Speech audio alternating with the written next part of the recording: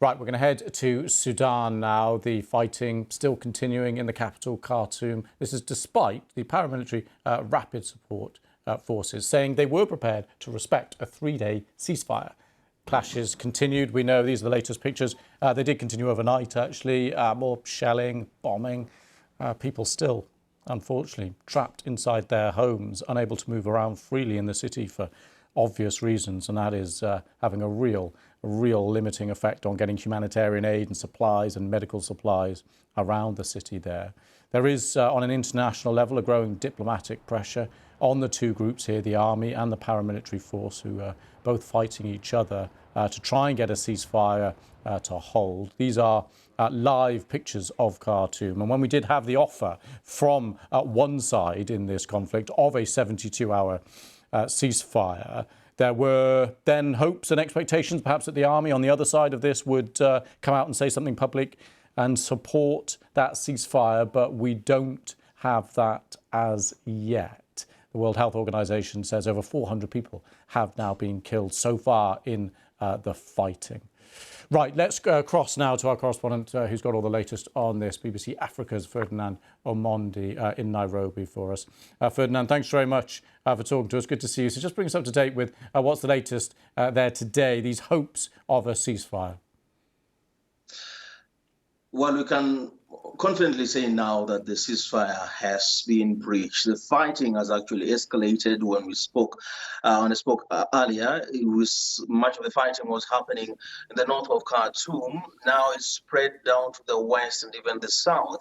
And Reuters is reporting that for the first time now, the Sudanese military is now conducting an operation on foot. So this is not really a truce, but rather an escalation of the violence. They seem intent on now combating the rapid support forces head on.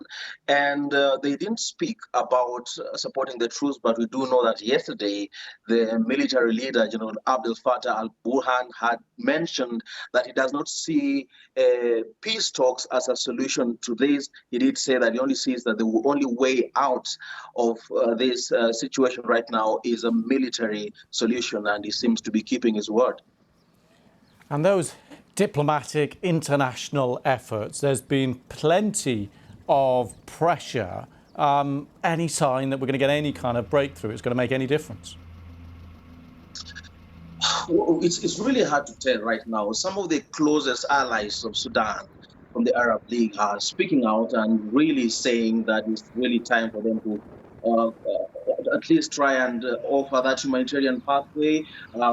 Turkish President Erdogan has offered to mediate and offered that leaders can even travel to Istanbul for the talks. He says this is something that is willing to offer.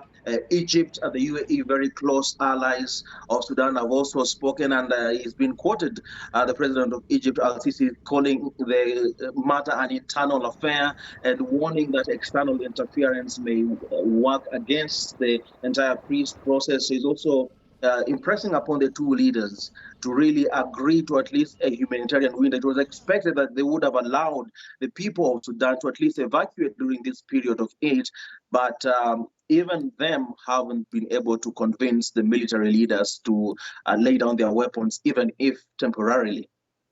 Ferdinand, just before I let you go, just briefly, could you just remind us why these two men who head these two military groups are fighting? It's all about power and control. The two are allies under President Omar al-Bashir, who they joined together to topple in 2019 after a popular uprising against the rising cost of living and the degeneration of the Sudanese currency.